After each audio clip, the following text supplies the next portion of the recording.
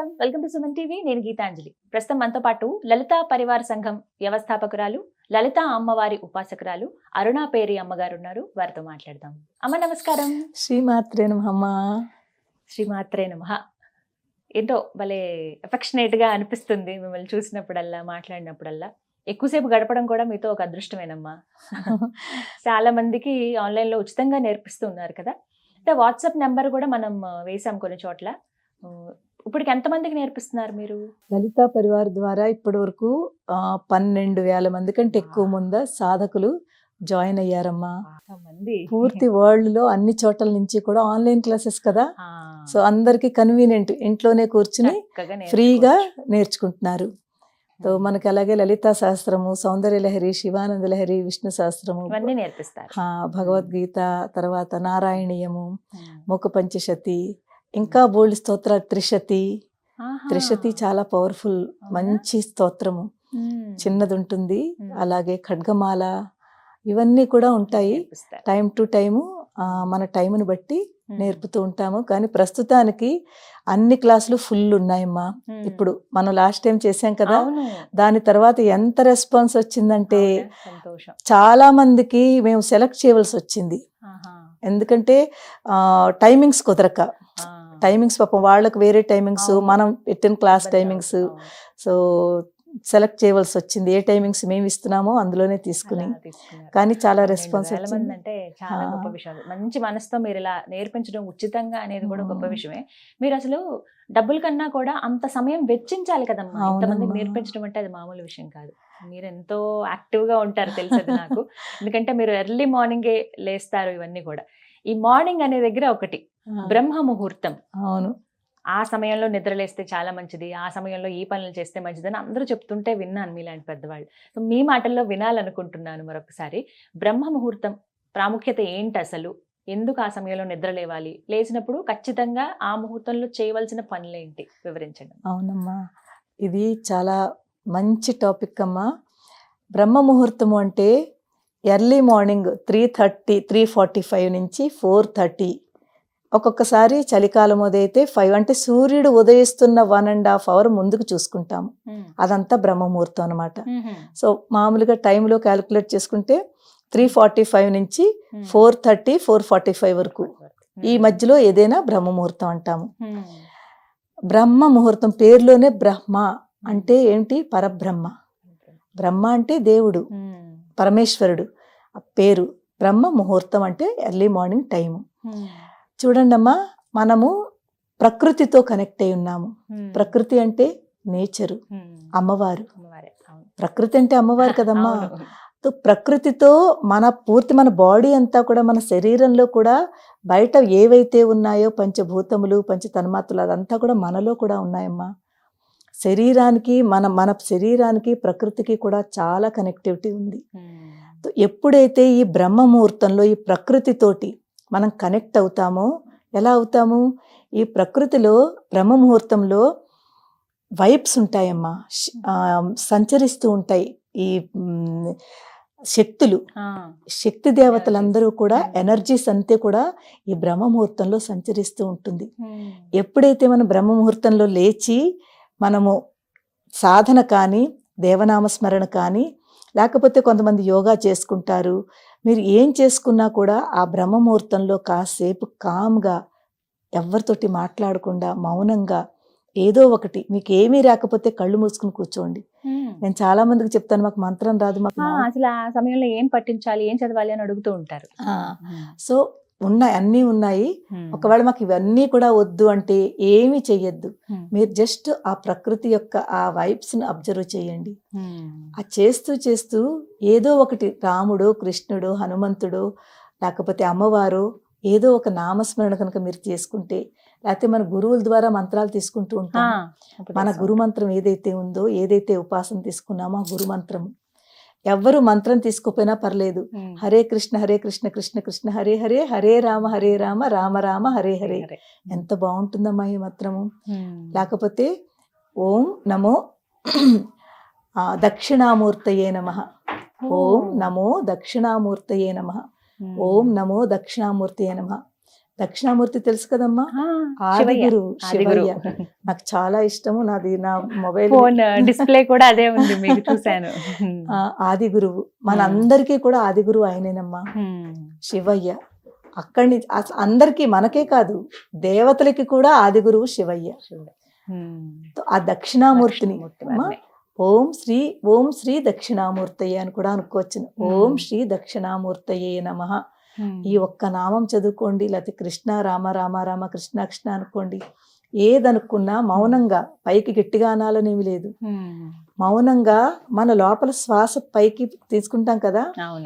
కాస్త మీరు, నేనైతే ఏం చేస్తానంటే విండో ఓపెన్ చేస్తానమ్మా. బయట ప్రకృతి అంటే మన ఏ రూమ్ లో ఉన్నా కాస్త డోర్ కానీ విండో కానీ ఓపెన్ చేసి ఉంచుకోండి.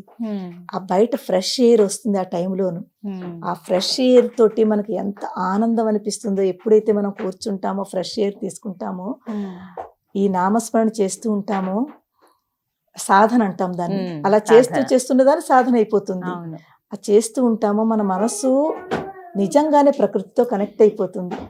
ఎక్కడో అక్కడ మనం అమ్మవారితో కానీ, మీరు ఏ నామం చదువుకుంటారో ఆ దేవుడితో కనెక్ట్ అవుతారు. మీకు మంచి థాట్స్ వస్తాయమ్మా. మీ బ్రెయిన్ అంతా కూడా చాలా పీస్ఫుల్ గా ఉంటుంది, ప్రశాంతత. మనం చాలా మంది స్టూడెంట్స్ కి అయితే స్పెషల్లీ బ్రహ్మ ముహూర్తంలో లేచే అలవాటు ఉన్న పిల్లలు చాలా ఉచ్చ స్థితిలో ఉంటారమ్మా. ఆ సమయంలో లేచి చదువుకోవాలని అంటారు. ఆ టైంలో కనుక చదువుకుంటే పూర్తి వాళ్ళ కాన్సన్ట్రేషన్ అంతా కూడా బుక్ మీద పెట్టుకుని చదువుకుంటే అది మర్చిపోకుండా ఇక్కడ స్టోర్ అయిపోతుంది. వాళ్ళు ఏదైతే చదివారో వాళ్ళ మెమొరీలోను వాళ్ళు యాక్టివ్ అవుతుంది, వాళ్ళ మెమొరీ. మన బ్రహ్మ ముహూర్తంలో మనం చేసిన సాధనకి మన ఈ చక్రాలన్నీ కూడా యాక్టివేట్ అవుతాయమ్మా. ఈ చక్రాలు సాధన మళ్ళీ అదొకటి ఉంటుంది. అమ్మా, ఆ సమయంలో మేము లలిత అమ్మవారి ఉపాసన చేస్తున్నాము. అమ్మవారి ప్రత్యేకించి ఈ నామాలు ఈ సమయంలో, బ్రహ్మ ముహూర్తం సమయంలో స్మరించుకోవచ్చా అని అడుగుతూ ఉంటారు కొంతమంది. అలా ఏమైనా ఉన్నాయమ్మా? ఏదైనా లలితా సహస్రంలోంచి ఏదైనా నామం తీసుకోండి మీరు అమ్మా. తొలి నామమే తీసుకోండి, ఎంత అందమైన నామం. శ్రీమాత శ్రీ మహారాజ్ఞి శ్రీమత్ సింహాసనేశ్వరి చిదగ్నికుండ సంభూత దేవ కార్య సముద్యత. మనకి లలితా సహస్రంలో ఫస్ట్ లో స్టార్టింగ్ లో 7-8 శ్లోకాల వరకు ఉన్నాయి కదా, 10 శ్లోకాల వరకు. ఈ 10 శ్లోకాలు కూడా ఈ బ్రహ్మ ముహూర్తంలో మీరు చదివితే పూర్తి ఒక ధ్యాన ప్రక్రియ, పూర్తి ధ్యాన ప్రక్రియ. మీకు కనీసం ఒక 20, మీకు తెలియకుండానే 20-25 మినిట్స్ ఈ ఒక్క నామం చదువుతూ దాన్ని అర్థం చేసుకుంటూ మనం మన బాడీ మీద అప్లై చేసుకుంటే, ఉద్యద్భాను సహస్రాభా చతుర్బాహు సమన్విత. అమ్మవారు ఉదయిస్తున్న సూర్యుడు, 1000 సూర్యుల యొక్క కాంతి ప్రకాశము ఎలా ఉందో ఆ ప్రకాశంతో ముందు ఒక చిదగ్ని కొండ నుంచి ఒక ప్రకాశం వచ్చింది. ఆ చిదగ్ని కొండ నుంచి ఒక ప్రకాశమే ముందు వచ్చింది. ఆ ప్రకాశం ఎలా ఉందిట, 1000 సూర్యుల యొక్క కాంతి ఎంత ఉంటుందో అంత కాంతి ముందు బయటకు వచ్చింది. ఉద్యద్భానం. ఇదంతా ఒక ధ్యాన ప్రక్రియ. అది మనం ఇలా తలుచుకుంటూ చేస్తే మీకు 25 మినిట్స్ ఈజీగా పట్టేస్తుంది. ఆ 25 మినిట్స్ కూడా మీరు ఎప్పుడైతే ఈ నామాలు చదివారో, ఫస్ట్ స్టార్టింగ్ లో ఉన్న 8-9 శ్లోకాలు తీసుకోండి చాలు, కంటిన్యూగా. ఇదే బ్రహ్మ ముహూర్తంలో మీరు 25 మినిట్స్ ధ్యానం చేసేస్తున్నారు. అది మన మీద కూడా అప్లై అయిపోతుంది.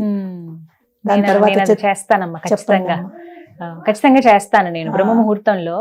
అంటే చాలా మందికి సందేహం ఉంటుంది, ఏం పట్టించుకోవాలి. కొంతమంది ఏమో జస్ట్ ఏదైనా మ్యూజిక్ అలా పెట్టేసి మెడిటేట్ చేసుకుంటూ ఉంటారు. అలా వాటి బదులు ఇలా స్మరించుకున్నా కూడా మంచిదే. ఒకటి మంత్రములు. మనం దీనికి మనకి రిస్ట్రిక్షన్స్, స్నానం చేసే కూర్చోవాలా ఏమీ అక్కర్లేదు. మీరు ఈవెన్ మీరు ధ్యానం చేస్తున్నప్పుడు ఈ శ్లోకాలు మీరు జస్ట్ లేచి, కొంతమంది అయితే మీరు బ్రష్ చేసుకుని కూర్చోవాలా, ఇలాంటివి కూడా ఉంటాయి. ఫ్రెష్ అయి కూర్చోవాలా, బ్రష్ చేసుకో, ఏమీ వద్దమ్మా. లేచిన వెంటనే మీరు బెడ్ దిగిపోవాలమ్మా. అందరికంటే ముందు ఒక నియమం ఏంటంటే, మీరు బెడ్ మీద కూర్చొని చెయ్యొద్దు. ఎందుకంటే ప్రతి దానికి ఒక్కొక్క పర్పస్ ఉంటుంది. మనం బెడ్రూమ్ లో బెడ్ మీద పడుకున్నాము అంటే అక్కడ మనం ఈ దైవనామంలో అది చేసుకుంటే ఆ ఎఫెక్ట్ ఉండదు. మనం దాని కిందకి ఏదో ఒకటి పరుచుకుని కూర్చుని పక్కనే జస్ట్ దూరం వెళ్ళక్కర్లేదు. లేచిన వాళ్ళు లేచినట్టుగా. నేనైతే అసలు బ్రహ్మ ముహూర్తంలో లేచి అందరికంటే ముందు భూదేవికి దండం పెడతాను. చాలా మంచిదమ్మా. ఆ వసుధాయే నమః అనుకుని భూమిని స్మరించుకుంటూ క్షమాపణ. ఎందుకంటే మనం రోజు ఎన్నిసార్లు అమ్మవారిని మనం భూదేవిని తొక్కుతున్నామో, ఎంత కష్టపెడుతున్నామో, ఎంత తప్పు చేస్తున్నామో. కనీసం ఒక చిన్న కృతజ్ఞత అంటే అమ్మ క్షమించమ్మా అని క్షమాపణ ముందు దండం పెట్టుకుంటాను. దండం పెట్టుకున్న తర్వాత కరాగ్రే వసతే లక్ష్మీ, కర మధ్యే సరస్వతి, కరమూలేతు గోవింద, లేతే కరమూలేతు గౌరీ కూడా అంటారు. గౌరీ కానీ గోవింద ఏదైనా పర్వాలేదు. అలా చదువుకుని మనం ఆ దర్శనం చేసుకుంటే అది కూడా చాలా మంచిది. కొంతమంది ఇలా అనుకుని కళ్ళ మీద పెట్టుకుని ఎంత బాగుంటుందో అలా చేసుకుంటేను. ఇది చేసుకున్న తర్వాత మనం ఏం చేస్తామంటే మీరు చెప్పినట్టుగా 2-3 నామాలు శ్లోకాలు ఇవన్నీ కొంచెం పుస్తకం పట్టుకొని చదవాలి ఇవన్నీ కూడా. కానీ మనం ఎక్కువ చేసేది ఏంటంటే కళ్ళు మూసుకుని ధ్యానము. ఈ బ్రహ్మ ముహూర్తంలో కళ్ళు మూసుకుని ధ్యానము. మీకు ఏదైనా 2-3 శ్లోకాలు వచ్చనుకోండి, అదే చదువుకోండి. పుస్తకం పట్టుకోవాలని లేదు. ఏ ఒక్క నామం వచ్చినా చెప్పిన శ్రీమాత, శ్రీ మహారాజ్ని, శ్రీమత్ సింహ అది అందరికీ వస్తుంది. తొలి ఫస్ట్ నామం అందరికీ వస్తుంది. మీరు అదొక్కటే పట్టుకోండి. అదొకటి పట్టుకుని కళ్ళు మూసుకుని ఆ నామం చదువుకోండి. లేకపోతే ఏమి వద్దు. నేనైతే శ్రీమాత్రే నమః. అందరికి ఎంత సులువమ్మా. చిన్నవాళ్ళైనా పెద్దవాళ్ళైనా ఎవరైనా శ్రీమాత్రే నమః, శ్రీమాత్రే నమః. ఇది లేకపోతే శ్రీ దక్షిణామూర్తయే నమః, లేకపోతే హరే కృష్ణ హరే కృష్ణ. ఏదైనా సరే మనసులో ఎప్పుడైతే చదువుకుంటామో మనకి పాజిటివిటీ బాగా పెరుగుతుంది, ప్రశాంతంగా ఉంటుంది. స్టూడెంట్స్కి మెమొరీ స్ట్రాంగ్ అవుతుంది.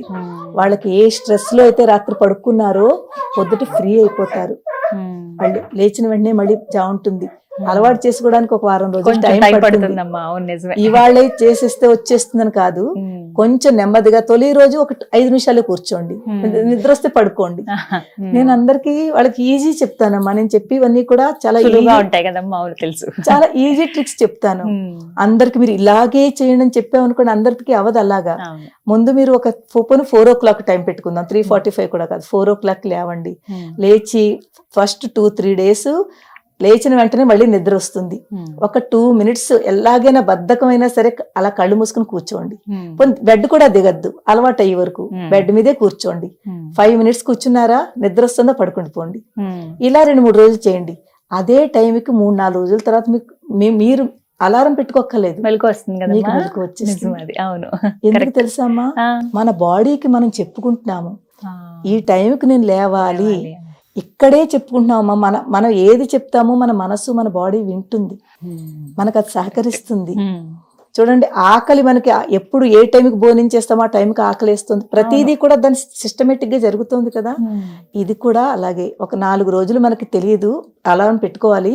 5వ రోజు నుంచి మీ అలారం కూడా అక్కర్లేదు, దానంతట అదే బాడీ మనం లేపేస్తుంది. 2వ రోజు 3వ రోజు పోనీ 10 నిమిషాలు కూర్చోండి. ఫస్ట్ డే 5 నిమిషాలు, 2వ రోజు ఒక 10 నిమిషాలు కూర్చోండి. ఇలాగా ఇంకా మీకు తర్వాత పడుకోవాలని ఉండదు, ఒక అరగంట సేపు కూర్చోవాలని ఉంటుంది, మెలుకు వస్తుంది. అదే ధ్యానం అన్నమాట. కూర్చోండి, ఏమీ చదువుకోవద్దు, కూర్చోండి, కళ్ళు మూసుకుని కూర్చోండి, అబ్జర్వ్ చేయండి. మన బ్రెత్ ఉంది కదా, శ్వాసను అబ్జర్వ్ చేయండి. అమ్మవారి శ్వాస అమ్మా, పైనుంచి బయటికి లోపుతో తీసుకుంటున్నాం. ఇక్కడ ప్రాణం ఉంది అంటే అమ్మవారి ప్రాణశక్తి కదమ్మా. ఆ ప్రాణశక్తిని మీరు అబ్జర్వ్ చేయండి. మీ కళ్ళతో అక్కడ అమ్మవారు కనిపిస్తున్నట్టుగా భావించుకోండి. ఏమి చదువుకోపోయినాను, చదువుకుంటే ఏంటంటే ఒక మంత్ర రూపంలో అది ఆ వైబ్స్ లోపలికి వెళ్తాయి. బయట ఉన్న ఇక్కడ ఏంటుంటుంది, కాస్మిక్ ఎనర్జీ అంటాం దాన్ని. ఈ బయట ప్రకృతిలో ఉన్నది కాస్మిక్ ఎనర్జీ. తో ఈ కాస్మిక్ ఎనర్జీ ఎప్పుడైతే మనం ఎక్కడి నుంచి వస్తుంది తెలుసా, బ్రహ్మరంధ్రం నుంచి.